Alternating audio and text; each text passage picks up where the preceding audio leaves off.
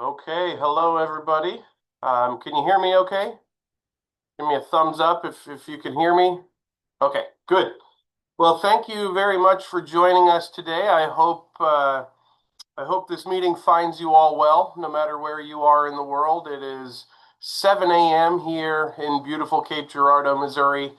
And again, just thank you for joining us. My name is Kevin Timlin. I am the Executive Director of the Office of International Education and Services at Southeast Missouri State University. And what we're doing with these virtual engagement sessions is every other Wednesday until the beginning of the fall 2026 semester, which is the start of the next academic year, somebody from SEMO will be giving a presentation on some kind of a topic that may be interesting to you. You may be a prospective student. You may be thinking about applying. You may be a parent. You may be a recruitment partner or an agent for us. You may already have been applied and been admitted. So all of this is information to give you a better understanding of who we are at SEMO and why you might want to choose SEMO.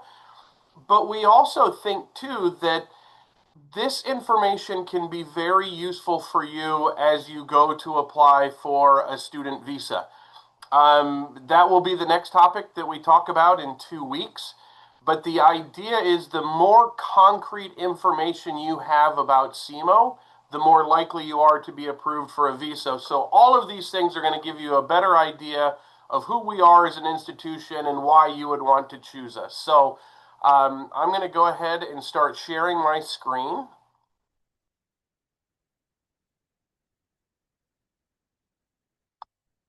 Okay, so hopefully now everybody can see my PowerPoint.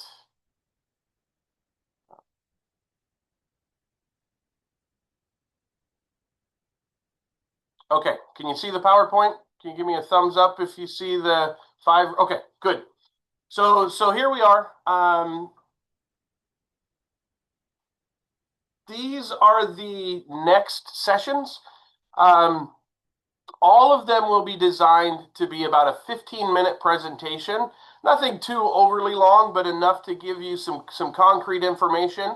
And then we'll leave time for questions and answers at the end of each of those sessions. We'll be pumping this out on email, on our social media, and things like that.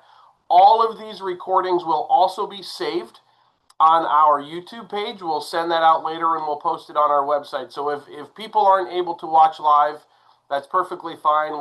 We can share it with them online. Okay, so let's go ahead and start this one. I'm going to talk about 5 main reasons why SEMO is the right choice for international students. And I remind you that we are a highly internationalized institution. Um, there were considerable visa challenges going into this academic year. Last year, we had over 1,100 international students total from 66 different countries. That represented about 15% of the total student body at Southeast. So we're in the middle of the Midwest and right on the Mississippi River in the state of Missouri, but a highly internationalized community with our international students. And excuse me, if you ask any of our students why they chose Southeast, invariably that answer is going to be affordability. We offer what I believe to be the highest quality education you can get in the United States at this particular price point. You know, we are not, in the top 100 of rankings. We're not a major, university in the U.S. from that perspective, but we are incredibly affordable, highly ranked in the Midwest, very positive outcomes in terms of our graduates going on to high level graduate school, professions and careers and things like that. So again, to repeat, at this price point, I truly believe that this is as high quality of an education as you're going to get with amazing outcomes, fully accredited programs, high level, research opportunities, especially at the undergraduate level. Excellent facilities. We're a public institution that's been around for over 150 years. Um, so again, just very affordable compared to a lot of other places in the U.S. And that's the cost of living as well too. It's not just a lower tuition rate. The cost of living here, an apartment is students can get an apartment for a month for around $450 per month.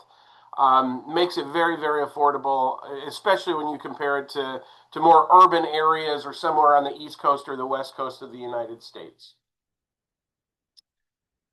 Second thing that I would tell you is that it is an exceptional environment for international students. As I told you before, a high percentage of the overall student body comes from around the world. We're a town of about 45,000 people, with 10,000 being part of the university. So the university is a very, very central part of our community. And in addition to the university, we have two major medical centers. If you know the geography of the United States, I'll show you a map later. But we are the biggest city between St. Louis and Memphis on the Mississippi River. That's a span of about 400 miles. We're the largest city in between the medical center, the higher education center.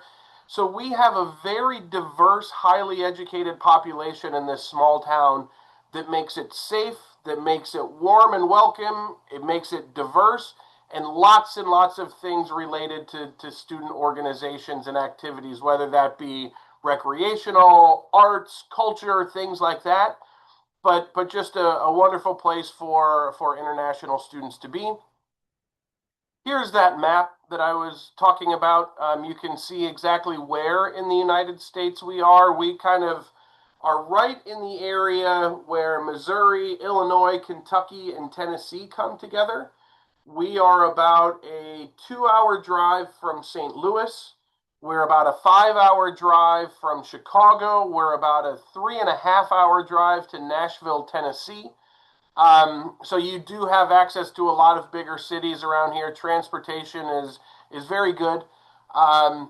In terms of the climate, we are very much in the middle part of the U.S. We're not so far north where we get a lot of snowstorms and very cold winters, but we're not so far south where we get as much heat and humidity in the summer. There's a bar graph there. I wish my colleague would have put that in centigrade. Um, but there's you can see the average high temperature at the different times of the year. In January and December, the average high is going to be around 5 degrees Celsius. It can range. We are kind of subject to big swings in weather. It can get down anywhere to minus 20 or to be 25 degrees in December and January, but on average, it's manageable. Again, if you go somewhere north like Chicago or Boston or New York or Philadelphia, you are going to be dealing with a lot of snow and a lot colder weather for a longer period of time. So we do feel we're a good environment for students because of the moderate climate. Um, I mentioned in terms of lots of shopping opportunities, lots of hospitals, internship opportunities for our students, wonderful opportunity for international students. And I will tell you that we were named the prettiest city in the state of Missouri, and that's saying something. Missouri has mountains and rivers and forests and plains and things like that, but we are right on the banks of the Mississippi River. We're a 150-year-old college campus, so it has that traditional U.S. college campus feel. Lots of hills, lots of pretty trees. So just a really pleasant environment for a student to pursue their education. Number three, in terms of academics, we have over 200 different degrees at the bachelor's and master's levels for students to study. And if you know anything about STEM designated programs, STEM is very important for international students because STEM allows you to do 3 years of OPT. If you have a non-STEM designated degree, you get 1 additional year to stay on your student visa with work authorization in the U.S. to work in a field related to your major. But if it's STEM, you get an additional 2 years for a total of 3 years. So we are very, very proud of our STEM program offerings. I have a list of some of the important ones or the more popular ones that we have for international students over there on the right. I'll kind of go through them very quickly. BS means that we offer that program as a bachelor's degree.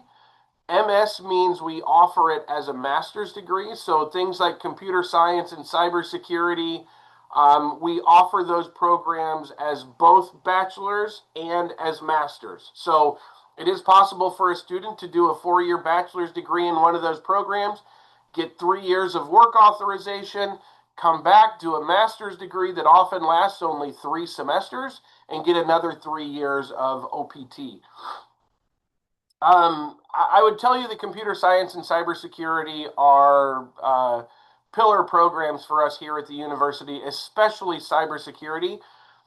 We just opened a $9 million STAMP Cyber Command Center that is funded by IBM on campus. One of only 9 of those programs in the entire world funded by IBM. So really good opportunities at training, software programs, cyber competition types of things, especially in the cybersecurity and computer science. Biomedical sciences, we have an excellent pre-medicine track with a pathway to St. George's University in the Caribbean, a medical school with a $10,000 scholarship. It is a bona fide pathway for international students to go to medical school and then transition back to the U.S. or the U.K. to work as practicing physicians. Mass communications is unique. If you have students who are interested in TV, film, multimedia journalism, advertising, our mass communications program is for them, STEM designated, 3 years of OPT. On the business side, we have business analytics and financial econometrics. Just some of those other ones. We've got engineering stuff. We've got a video game development program. Medical laboratory sciences is a hot field right now. I have heard some people say that is one of the best pathways to an H-1B visa. Is there's an acute lack of people to do the medical laboratory science programs. Hospitals, clinics around the country just can't get enough people in these fields, and this is a really good pathway into that. Actuarial sciences, nutrition, exercise science, and environmental sciences. So lots and lots of different great programs for students to choose from. The fourth reason is real-world experiential learning opportunities. We have a brand new president, Dr. Hodson. He started here back in July, and his entire focus is our programs having real-world experiential learning opportunities. So what that means is our students will be doing a lot of hands-on types of learning opportunities throughout their program, whether that be research, whether that be internships, whether that be, just doing things outside of the classroom.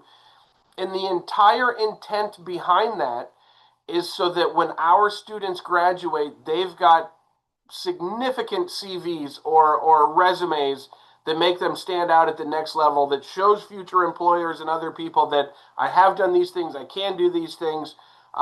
Every single one of our academic programs has internship experience opportunities, lots of study abroad opportunities, lots of research opportunities.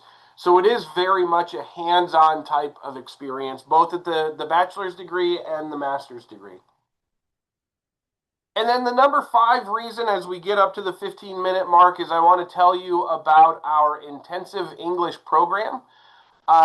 We have a pathway program that allows students to be admitted into an undergraduate program before they have the passing TOEFL or IELTS score. We do have a requirement that's a little bit lower than the normal academic admission standard, but that allows people to get a 4-year I-20 into our pathway program, and they will start immediately taking all degree credit courses in their time here. Same scholarship, same tuition, same everything, but it's just a pathway that allows them to take English for academic purposes in addition to those courses that meet general education and major requirements. So if you are a student or you know students who aren't quite at the English threshold that need a little bit of academic or a little bit extra support, SEMO is a great place for that. And I would also tell you that all of our level 4 and 5, our highest level IEP courses, count towards degree credit at SEMO. So even if you have a passing TOEFL score or IELTS score, but feel like your reading comprehension isn't quite where it should be, or your communication skills, or your listening skills, you have the ability to take IEP courses that will continue to earn you degree credit. So there's no kind of penalty for taking additional English courses that we know a lot of our students need to help them be better prepared academically while constantly adding credits towards their degree. So we're very, very proud of that IEP pathway. I think if you are someone who needs language support, you will see across the country a great deal of programs like ours had to close their ESL programs and IEP. It is a very important pathway for our students. This is one of the ways that we continue to be a leader in international education is we provide the support and the pathways for people who need it to get into degree programs. So with that, I will conclude my presentation with the 5 reasons why. And if anybody has any questions, I am ready for them. If you can either unmute yourself and say them, or if you want to go ahead and type them into the chat, I'd be happy to read them there.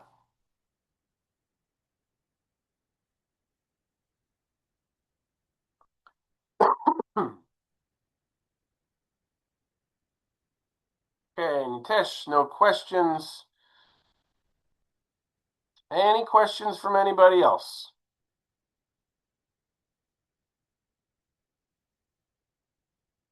Was there anything in the presentation that you found to be particularly interesting? I'd also be curious of those who are here. Are you a recruitment partner? Are you a prospective student? Are you a parent? Have you already applied? What's your connection with SEMO? And you can either type it in or unmute. Student trying to apply? Okay, good. Already applied and been accepted. Excellent. I'm a parent. Well, good. I'm very, very happy that you got this message of these presentations. I hope the other ones will continue to be of interest to you. Again, we'll archive these. We'll put these online. We'll share that information with you. Our email, let me go back to... Are you still seeing the PowerPoint? If so, here's the list of all of the additional sessions that will be coming up. Across the bottom of all of those slides, we have our online view book. That is interactive. There's lots of links, lots of videos, lots of pictures. So if you ever need any additional information, you've got that there.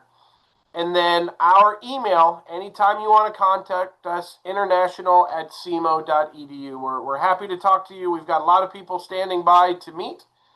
Let's see, let's stop the share.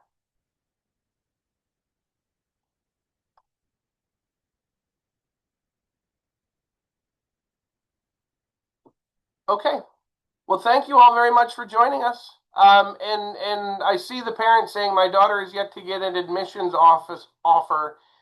If you would like to send me a message just to me and give me your daughter's name, I can go ahead and look that up when I'm done here and figure out where we are in the application process, just to make sure we're not lacking any information or anything like that. So just send that to me directly, and I will go ahead and do my best to answer whatever questions she might have or you might have.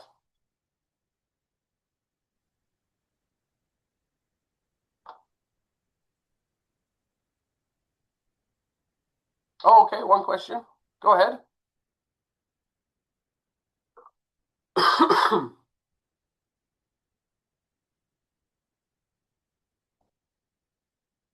When do we send the recommendation letter? Okay, so what program are you applying to?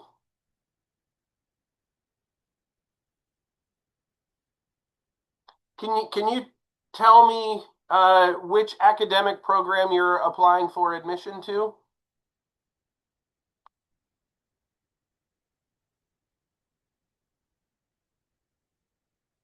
Masters of Counseling. Okay, good. The reason I ask that is on the undergraduate, on the bachelor side, we don't require any essays, we don't require letters of recommendation. All of the admission is based on your previous results and any test scores and things like that. At the master's level, there are some programs that do require letters of recommendations or essays or CVs or something like that. Masters of Counseling is obviously one of those. Here's what I want to do. I'm going to let me share my screen real quick.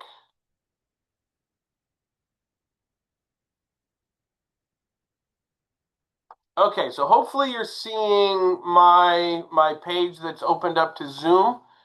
And then what I'm going to do is I'm going to go to our webpage, the SEMO webpage. I think the easiest way to do this,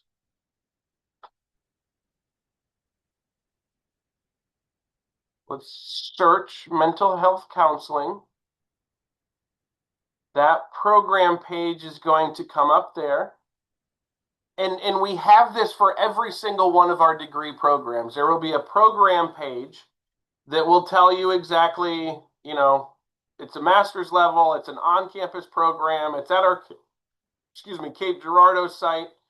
The degree map is going to show you what the exact curriculum for that program is, and it's also going to tell you the admission requirements. So here you can see one letter of recommendation submitted directly to the office prior to admission. The letter should be addressed to the director of admission. So that's a good question. Here's another thing. One letter of recommendation submitted directly. Because that says directly, my assumption on that would be that the letter should be sent from the person giving the recommendation to the Office of Admissions. Okay? So that's the way that I am reading that. Let me see. So for the two of you who have asked me those questions, I'm going to type my personal email in here. Um, Go ahead and send me the name of the applicant or yourself, and let me get a little bit more clarification for you so that I can give you a specific and exact answer. So go ahead and email me with the questions that you might have, and I'll go ahead and answer that. So somebody was also saying, what about the minor? Will you provide guardianship? I don't understand that question. Does that mean that you would be coming here with a dependent or a minor, or are you talking about a student coming before they're 18?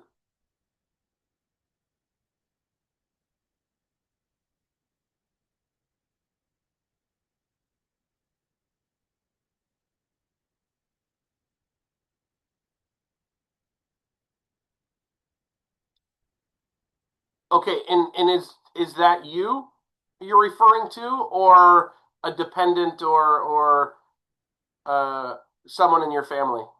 Oh, okay. Okay. Okay. So let me clarify that what you sent to me was you were interested in a master's of counseling. So a master's degree is after you've already earned a 4-year bachelor's degree. So if you're 18, you're likely not already in possession of a bachelor's degree that you've earned. So you would have to do an undergraduate program, a bachelor's degree program first.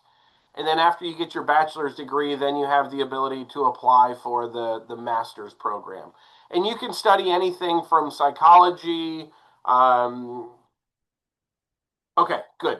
Okay, so you have applied for the undergraduate program, but we don't have counseling as an undergraduate program. And 17 is not a problem. A lot of our students come and start their freshman year at 17-year-old. We do not provide guardianship. But you're allowed to live on our campus in our dormitory and things like that. So that's really not an issue. So okay, well I'm going to go ahead and wrap this up. For those of you who still have some questions or need some specifics, go ahead and send me an email. I'll be happy to get back to you right away. I thank you again for taking the time to join us and to learn more about SEMO. Hopefully, this was helpful, and hopefully, you can tune in to some of the ones coming up in the subsequent weeks. So, good night. Thank you all very much for joining us, and we hope to see you here in beautiful Cape Girardeau someday soon. Have a good day. Good day. Thank you.